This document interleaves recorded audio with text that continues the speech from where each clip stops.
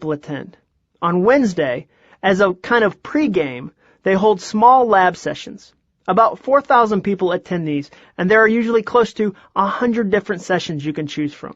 So the difference of being on the main stage versus a lab is significant. On the main stage, you speak at the Gwinnett Center to more than 13,000 people on a stage built out of LED lights that is U2 worthy.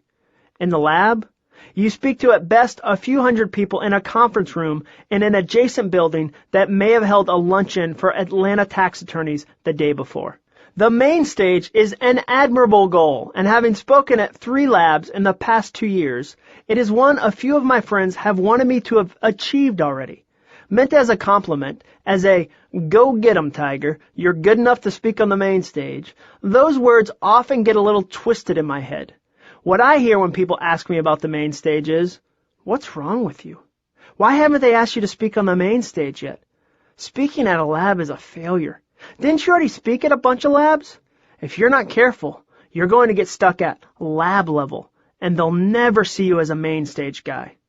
Although you might not have the ability to turn a positive question from a friend into a paragraph-long denouncement of your dream, you have experienced moments where you didn't feel like things were progressing fast enough.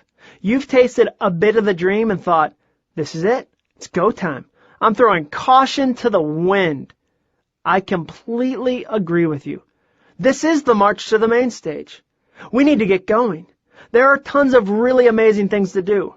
But I want us to go slow. I want us to go small. I want us to get comfortable with being lab level. Why? Because it's the only real way to reach and stay on the main stage. And it starts with a plan. The plan myth. You would start today if you had a good plan. You would begin radically changing your life and quite possibly the lives of everyone around you if you only had a decent plan in front of you. Don't get me wrong. Plans are important. For everything from budgets to getting a business off the ground, a plan is a necessary part of any endeavor. But something weird happens when we use them as an excuse not to get started on our dream. When we think of obstacles that stand between us and how we want to live, we rarely would accuse our desire to have a plan as being one of them. A plan is always presented as a smart, logical step in whatever you want to do. Plans are mature. They are wise. They are critical. But like a lot of other good things in life, they can get corrupted. And if we look at them the wrong way, we start to believe the plan myth. The plan myth is a tiny voice that pipes up whenever we bump into people who are doing the things we would like to do. When confronted with someone else who is in the field or industry or dream we want for our own lives, we automatically assume that we are looking at the fruition of a long, detailed plan. We believe that years ago, on a blank wall like in the movie Ocean's 11, this person mapped out his entire life first. No, that individual had the vision and the dream to actually plan out what was going to happen, and now it is. Now it has come to pass. He did it with a plan. And we need one too. Until it's in place, there's really no point in getting started. We need to plan first and then act. We need to be meticulous and detailed in the way we architect the next month or year or decade. We will plan the work and then work the plan. We will read a book that has steps on the cover. We will attend a conference that promises a bulletproof business plan and immediate success. We will search career on Amazon. See, there are 115,656 books, and buy the 3 we think will most quickly deliver us a perfect plan. But then, awash in the fire hose spray that is the plan myth, we stop. It's overwhelming and we quit. We will give up before we've even really started.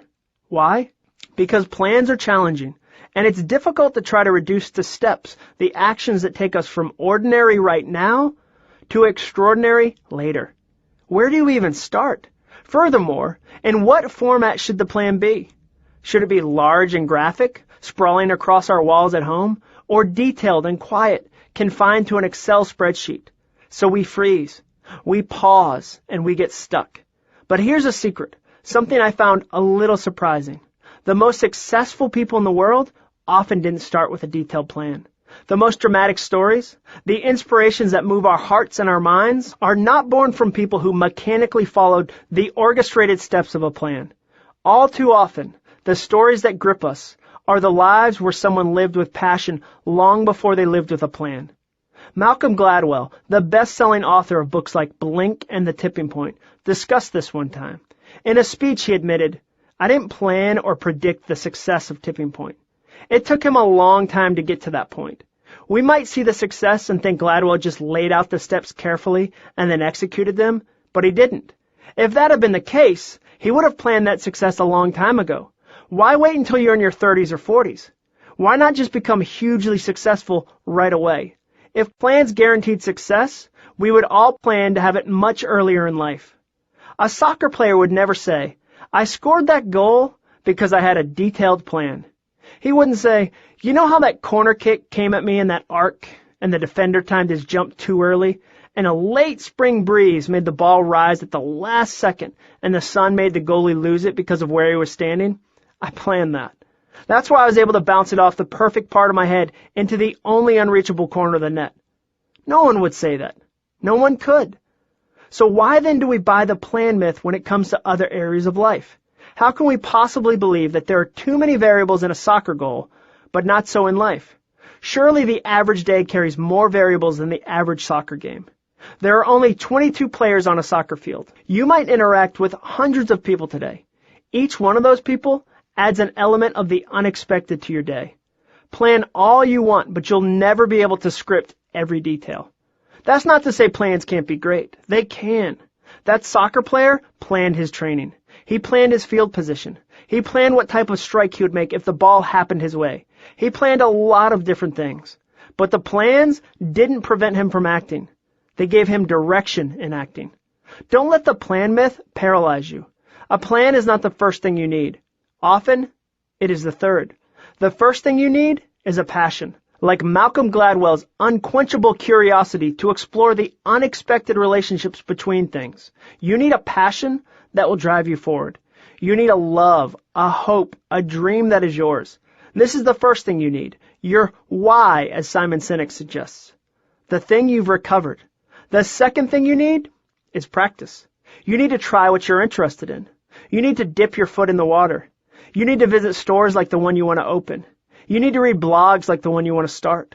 You need to explore and test the waters. When asked about the secret of his success, Warren Buffett, the third richest man on the planet, said, "There's no place where we turn the switch. So much happens by accident. It does show the value of showing up every day." After you've identified your dream and made a habit of showing up every day, then you can start detailing your plan. Once you've got a little taste for what you want to do, a detailed plan can work miracles. Once you've got at least a sense of where you're headed, a plan can be incredibly valuable. When I started Stuff Christians Like in March 2008 in Atlanta, I didn't have a plan that in January 2011, I'd be a full-time author with the Dave Ramsey team, living in Nashville. I didn't write the word Nashville on a whiteboard and draw out my plan to get there. I had a passion to write, so I came up with a rough plan to do that. I had a loose plan that involved me writing on the internet on a regular basis. That's it. Then I practiced doing that on the blog for months and months. Hinge moments came, reshaping my passion and adding important details to my plan. Over time, I learned to plan out posts weeks in advance and set some goals I planned to hit. I stayed flexible to allow the plan to develop as I continued to practice.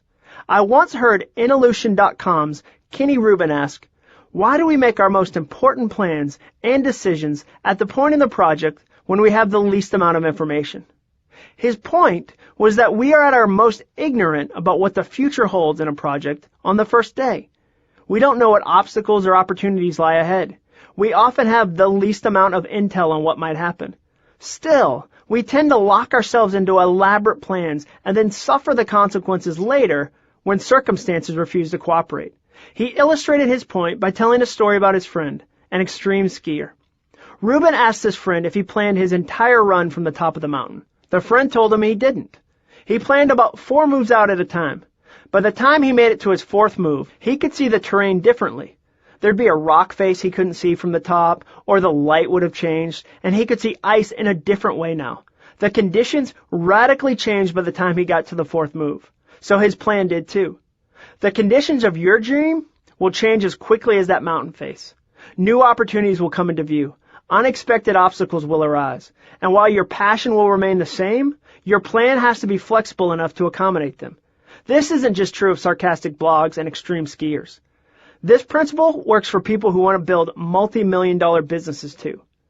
When the leader of the company I work for, Dave Ramsey, started EntreLeadership, he followed the passion, practice, plan model I just described. As Dave's core business grew, he was extremely intentional about opening up his leadership playbook to his central group of leaders.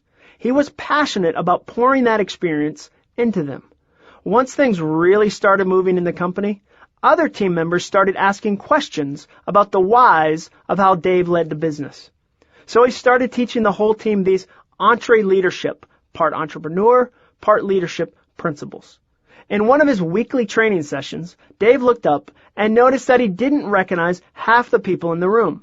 His team members were bringing their friends, spouses, pastors, and neighbors to hear his material. He recalls thinking, "I'm no genius, but I think there may be a business in this material." That was the hinge moment when EntreLeadership became something else. What started as a way to train his own team grew into a way to train other leaders. Now, Dave has put thousands of business leaders from across the country through his live training, and he even wrote a book based on these principles. He had a passion, then he practiced it, then he planned it. Focus on your passion first. Your passion will always fuel your plan. Rarely will a plan fuel a passion. It will contribute. It will shape it. It will most certainly help it. But the biggest leaders, the most successful people, will tell you a passion for something drove them long before a plan did. David didn't know Cinderella. We love a good underdog story. We love watching someone much smaller and weaker defeat a much larger and stronger opponent. Great examples occur every spring as part of March Madness. The NCAA men's basketball tournament amplifies the drama by ranking each team and pitting the strongest against the weakest. The number 1 seed plays the number 16 seed. The number 2 seed plays the number 15 seed, and so forth. The 8 versus 9 game is nowhere near as captivating as the potential of an upset between a number 1 and a number 16. Those are our favorite games, and we turn out in droves to see if the Richmond Spiders can beat a powerhouse like Syracuse. We love these stories in part because we all want to be David. Regardless of your belief system, you can't watch sports and not hear this story referenced. David, a shepherd so small and insignificant he couldn't even fit in a set of adult armor, defeats a 10-foot-tall giant with a single stone and swings the entire future of a nation. It is a powerful story that connects on a lot of levels with people of all ages. But we've heard it so many times that we've probably missed some critical elements of it.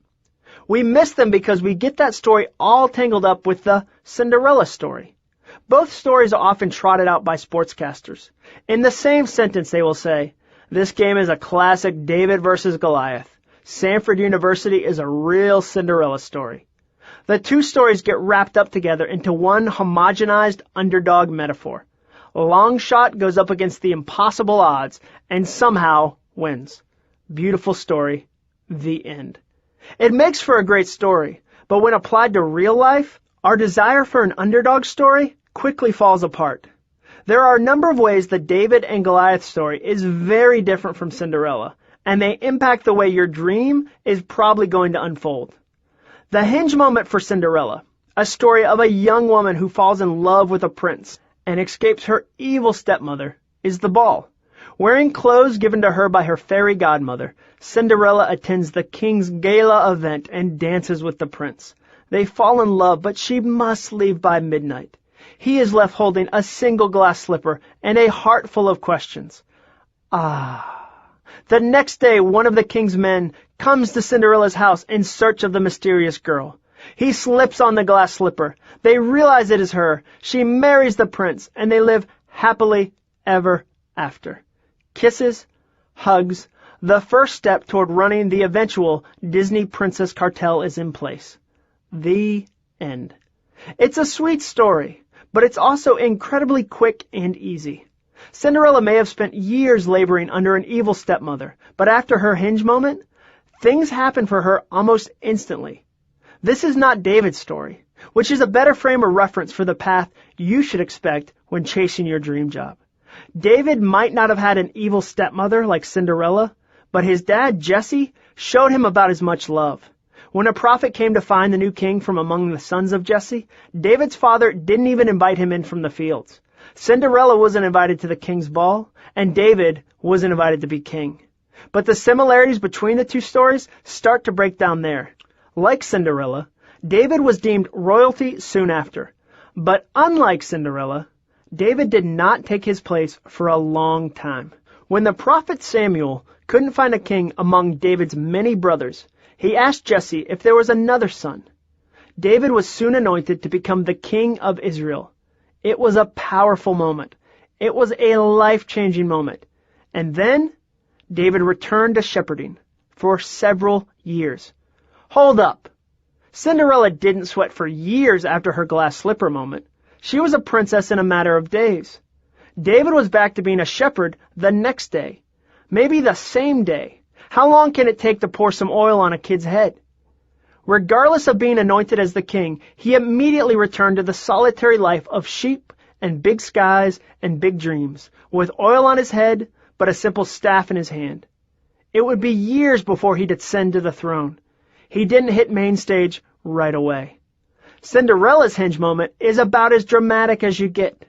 In the Disney version, it starts with a group of adorable animals making her a dress.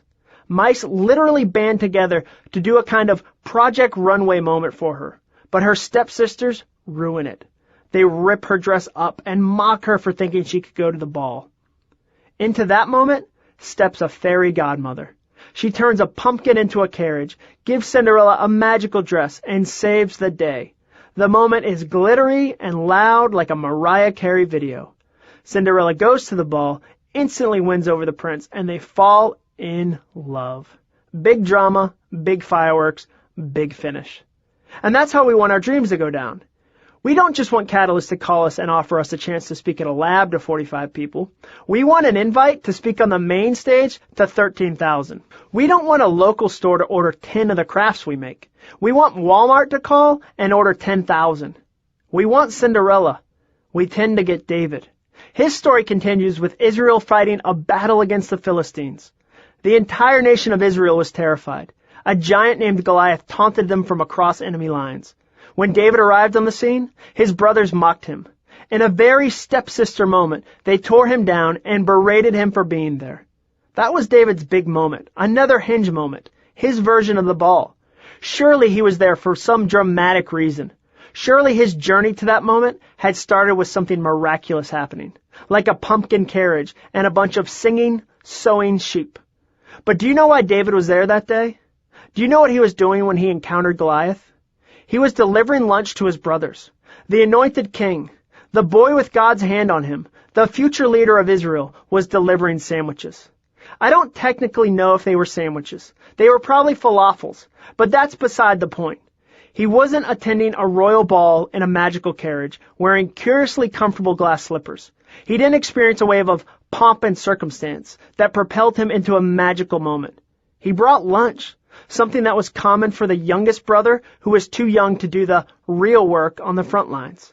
I like that because so often developing our dream job is less about grand balls at grand castles and more about bringing lunch.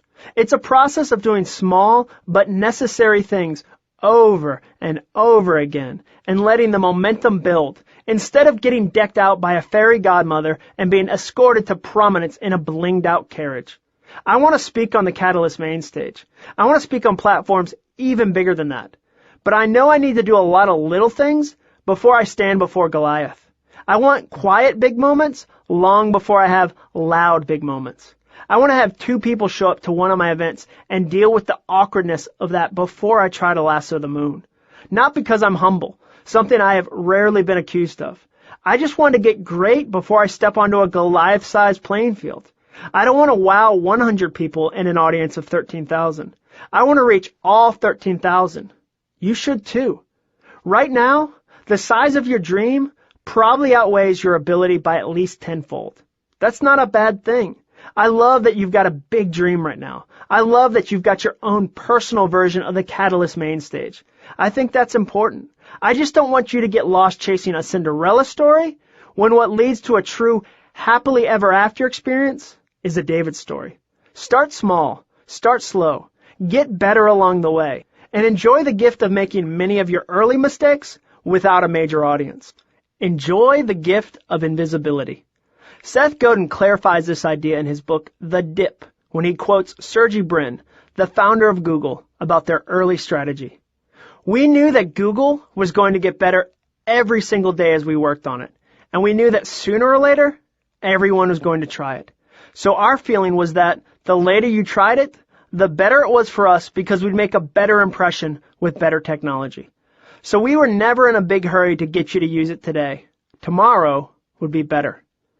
There are many circumstances for which waiting is much more favorable than Cinderella success. Developing your dream job is one of them. For about a year before I started StuffChristiansLike.net, I wrote a blog called Prodigal Jon. On my best day, 200 people showed up and read what I wrote. On the average day, 50 people did. And a lot of those 50 people had the same last name I did, and were my mom. It was a quiet blog that by blogging terms wasn't very successful. If the goal of a blog is to grow an active, vocal community, then I was failing. Almost no one read it, and even though I worked as hard as I could, it stayed roughly the same size. Day after day, month after month, I wrote Prodigal Jon. At the time, I felt like it wasn't going anywhere. I felt confused that so few people knew about it. I didn't see the point of writing to a handful of people on a consistent basis. That didn't make a whole lot of sense to me. But looking back on it, I needed that year. I needed the gift so few of us want, but most of us need. The gift of invisibility. When you start something new, you want it to be successful right away. You want it to grow and get visible quickly. But there are some problems inherent to visibility. For starters, it's harder to take risks when people are watching you. It's harder to experiment when many eyeballs are tracking with you. It's harder to remain innovative when people have a specific expectation about who you are and what you do. The temptation to play it safe increases with each new fan or follower. Suddenly, instead of just doing what you love to do, other people are speaking into it with their hopes and plans.